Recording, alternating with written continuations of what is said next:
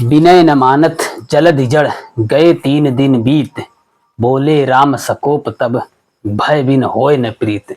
जी हाँ दोस्तों, 2023 से जो सरकार, वर्तमान भारतीय जनता पार्टी की सरकार जिस एक मुद्दे पर कार्य कर रही थी, वह मुद्दा था महिला आरक्षण। 33% महिलाओं को आरक्षण देने के फार्मूले पर भारतीय जनता पार्टी जो कार्य कर रही थी, अब उस कार्य को वह समुद्र मंथन के माध्यम से इस मुकाम तक पहुंचाई है दोस्तों, कि उसे कराने के लिए वो हर एक पैतरा अपना रही है। तो आइए थोड़ा इन्हीं सिनेरियोस पर आप लोगों को अपडेट कराने का प्रयास करते हैं कि भारतीय जनता पार्टी महिला आरक्षण पास कराना चाहती है या भारतीय जनता पार्टी महिला आरक्षण के मुद्दे को आगे करते हुए विपक्ष की, यानी जो इंडिया ब्लॉक है उसके द्वारा जो मांग उठाई जा रही है, चाहे वो जातिवार जनगणना की या चाहे जिसकी जितनी संख्या भारी उसकी उतनी हिस्सेदारी या संविधान को बचाने की, तो ये जो 3 पैतरे हैं विपक्ष के, और इन 3 मुद्दों को कहा जाए, पैतरा ना कहा करके मुद्दा कहा जाए, जिस मुद्दे के तहत इंडिया ब्लॉक की स्थापना हुई है, जिसमें तमाम विपक्षी दल हैं और भारतीय जनता पार्टी जो कहीं ना कहीं कभी कभी बैकफुट पर आई और वो जनगणना, जातिवार जनगणना करा रही है। अभी जातिवार जनगणना नहीं करा रही, जनगणना करा रही, जो कि जनगणना कराना भी नहीं चाहती थी, लेकिन वो जनगणना करा रही है। और जनगणना कराने के बाद वो महिलाओं को 33% आरक्षण कैसे दे रही है, और इस आरक्षण के देने के बाद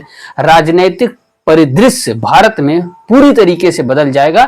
न केवल राजनीतिक परिदृश्य पूरी तरीके से बदल जाएगा दोस्तों, संविधान में जो आरक्षण दिया गया है और आगे आने वाली आरक्षण में बनने वाली जो पॉलिसियां हैं वह भी कैसे जो है दोस्तों डिस्ट्रॉय होंगी। इन्हीं सब सिनेरियोस पर बेहतरीन तरीके से आप लोगों के बीच चर्चा करने का प्रयास करते हैं दोस्तों। मेरा नाम है श्रवण कुमार और आप देख रहे हैं दोस्तों ground history India channel. Videos को पूरा देखेंगे दोस्तों, तब आप लोगों को समझ में आ जाएगा। दरअसल दोस्तों बताएं, 2023 में भारतीय जनता पार्टी ने एक बिल लाया था। वो बिल था नारी शक्ति बंधन अधिनियम। नारी शक्ति बंधन अधिनियम के तहत भारतीय जनता पार्टी ने, यानी वर्तमान सरकार ने, यह फैसला किया था कि हम महिलाओं को 33% आरक्षण देंगे, लेकिन उसमें उन्होंने एक कंडीशन लगाया था। वो कंडीशन क्या था कि हम पहले परसीमन कराएंगे, परसीमन कराने के बाद जो है हम जो लोकसभा की जो सीट है, जैसे वर्तमान में 543 सीट है, इसे बढ़ा करके 850 कर देंगे। फिर उसके बाद जो है हम क्या करेंगे, महिलाओं को 33% आरक्षण देंगे। पर 33% आरक्षण जो महिलाओं को देंगे, कहां कहां देंगे? लोकसभा में देंगे, राज्यसभा में देंगे और राज्य की जो विधानसभाएं हैं उनमें देंगे। सही बात अगर किया जाए कि जैसे मान लेते हैं उत्तर प्रदेश में अगर 403 402 विधानसभा सीट है तो उसमें 33% विधायक महिलाएं होंगी, ये रिजर्व कर दिया जाएगा। ऐसे ही पूरी राज्यों में जो भी जितनी भी विधानसभाएं जहां जहां हैं उन्हें रिजर्व कर दिया जाएगा। अब बात यही थी कि ठीक है, महिलाओं को 33% आरक्षण दिया जाएगा, लेकिन कब? पहले परसीमन का गठन होगा। तो विपक्ष वाले ने जो है इसके लिए सबसे पहले मांग किया कि परसीमन का गठन कैसे होगा, पहले जनसंख्या काउंटिंग हो जाए, पहले जनगणना हो जाए, जनसंख्या तो पता चले। इसमें क्या हुआ कि जो ये सीट बढ़ाने की जो बात थी कि जनसंख्या के आधार पर सीट को बढ़ाया जाएगा। अब जनसंख्या के आधार पर जब सीट बढ़ाने की जब बात आई तो दक्षिण के जो राज्य थे उन्होंने विरोध कर दिया। उन लोगों ने इस आधार पर विरोध किया कि हम लोगों ने, यानी दक्षिण के जो राज्य अगर बात किया जाए, जैसे तमिलनाडु हो गया, जैसे केरल हो गया, जैसे गोवा हो गया, जैसे कर्नाटक हो गया, जैसे आंध्र प्रदेश हो गया, जैसे तेलंगाना हो गया, ठीक है। तो ये जो दक्षिण के जो राज्य हैं, इन्होंने ये तर्क दिया कि हमने तो जनसंख्या वृद्धि जो है उसे नॉर्मल रखा है, एक लेवल पे रखा है, हमने तो अंधाधुंध जनसंख्या की वृद्धि नहीं किया। लेकिन वहीं अगर तुलना किया जाए उत्तर भारत कहा जाए कि जैसे बिहार हो गया, झारखंड हो गया, उत्तर प्रदेश हो गया, मध्य प्रदेश हो गया, राजस्थान हो गया, तो उत्तर भारत में जनसंख्या अंधाधुंध बढ़ी है। तो कहने का मतलब, इनका मतलब ये है कि अगर आप 1971 के बेस से अगर काउंटिंग करेंगे कि जनसंख्या के आधार पर सीटें बढ़ाई जाएंगी, इससे जो है ज्यादा से ज्यादा सांसद, ज्यादा से ज्यादा लोगों का रिप्रेजेंटेशन और सांसदों की संख्या जो है किनकी बढ़ जाएगी? उत्तर भारत की लोगों की बढ़ जाएगी। और हमने जो देश की तरक्की में इतना योगदान दिया है, अपनी जनसंख्या को कंट्रोल में रखा है, हर एक चीज को, उनके पैरेलल हमें वरीयता कम मिलेगी। लेकिन सरकार ने इन्हें आश्वासन दिया था कि हम आपके जनसंख्या को कम रखते हुए भी हम आपकी सांसदों की संख्या बढ़ा देंगे, लेकिन कोई लिखित दस्तावेज तो था नहीं, बस खाली मुंहजबानी था। तो दक्षिण के राज्यों ने इससे बिफर गए। अब हुआ क्या दोस्तों कि उसके लिए क्या चाहिए था कि साधारण बहुमत नहीं चाहिए था, साधारण बहुमत की जरूरत नहीं थी आरक्षण देने के लिए, 33% आरक्षण देंगे, उसके लिए 2/3 बहुमत की जरूरत होती है। ठीक है, 2/3 बहुमत मतलब कहने का मतलब था दोस्तों कि वोटिंग तो हुआ, वोटिंग हुआ, लेकिन 2/3 बहुमत तक सरकार पहुंच नहीं पाई। अब हुआ क्या दोस्तों कि सरकार का जो बिल आया था, महिला आरक्षण का जो बिल आया था, वो फेल हो गया। अब इसी समय क्या चल रहा है, इसी समय जनगणना बड़े पैमाने पर चल रही है। तो अब सरकार क्या चाह रही है, सरकार चाह रही है कि हम किसी भी तरीके से, जैसे बंगाल को इन्होंने जीता, जैसे इन्होंने आम आदमी पार्टी के सांसदों को फोड़ा, जैसे ये लोग जो है डीएमके को तोड़ रहे हैं, यानी एक प्रकार से कहा जाए सरकार इस समय पूरी तरीके से अपने जो मिशन था उसका, नारी वंदन शक्ति अधिनियम के तहत 33% महिलाओं को आरक्षण देने के, उसके वो करीब पहुंच रही है धीरे धीरे। ठीक है दोस्तों, इतना करीब पहुंच गई है कि अगर आप मान के चलिए आगे 15 से 20 दिन या मानसून सत्र तक आते आते हो सकता है यह बिल पास हो जाएगा किसी भी तरीके से। कारण क्या है कि तृणमूल के जो सांसद हैं उन्हें भी फोड़ा गया है। ठीक है, तृणमूल के सांसदों को तोड़ा गया है, आम आदमी पार्टी के सांसदों को तोड़ा गया, तो इससे कहीं ना कहीं अब सरकार जो है 2/3 बहुमत तक पहुंच रही है।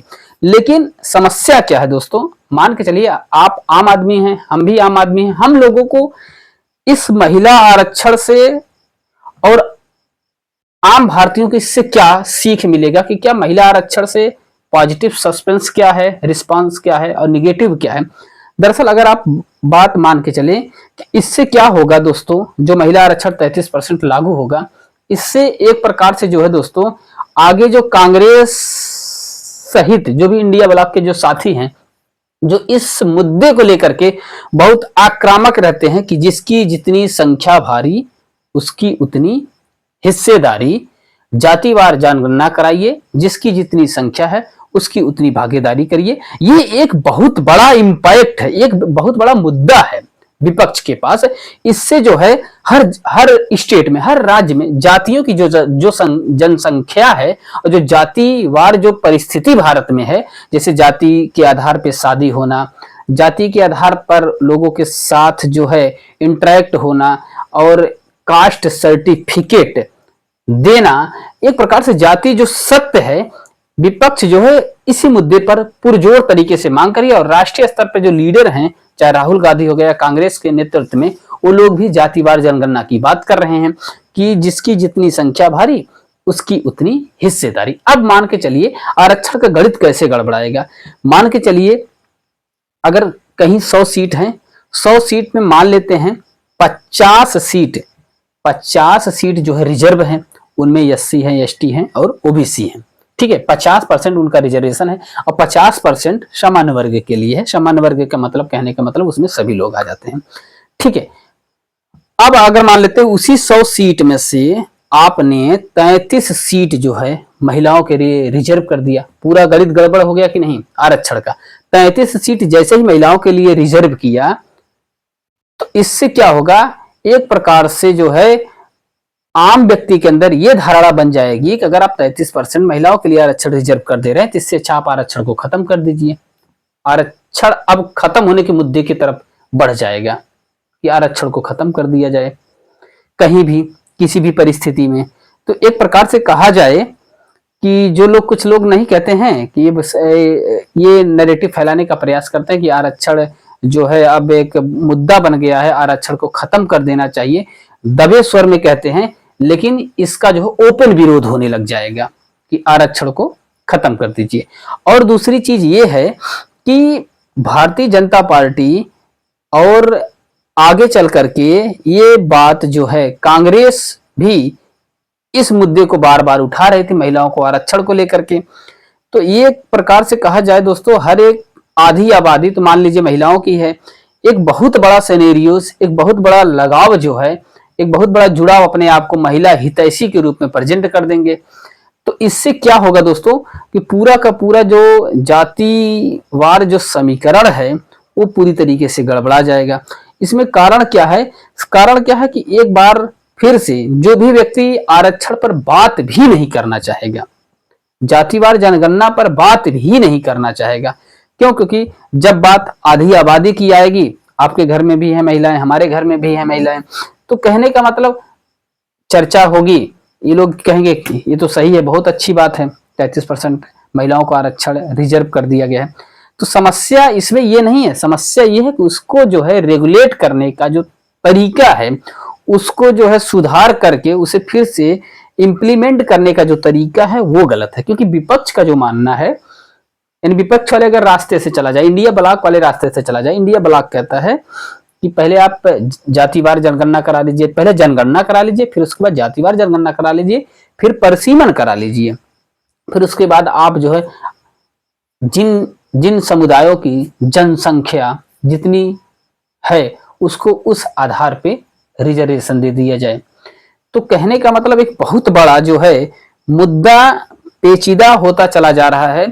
अगर बहुत परिस्थितियां ऐसे ही रही तो यकीन मान के चलिए 2029 के चुनाव तक आते आते आरक्षण पे लोग बात भी करना बंद कर देंगे। आरक्षण का नाम लेते ही लोगों का दिमाग खराब हो जाएगा दोस्तों, क्योंकि जो लोग आरक्षण से लाभ पा रहे हैं वो लोग भी आरक्षण पे बात नहीं करेंगे, और जो लोग नहीं पा रहे हैं उनकी तो बात ही छोड़ दीजिए। ठीक है, तो एक बहुत बड़ा सस्पेंशन आपको देखने को मिलेगा आगे आने वाले समय में। फिलहाल जैसे ही कोई नया अपडेट्स आएगा हम आपको बताने का भी प्रयास करेंगे। ठीक है दोस्तों, तो जैसे ही वीडियो अगर सूचनाएं अच्छी लगी हो तो आप वीडियो को लाइक और सब्सक्राइब जरूर करिएगा। बहुत बहुत आभार, बहुत बहुत आभार।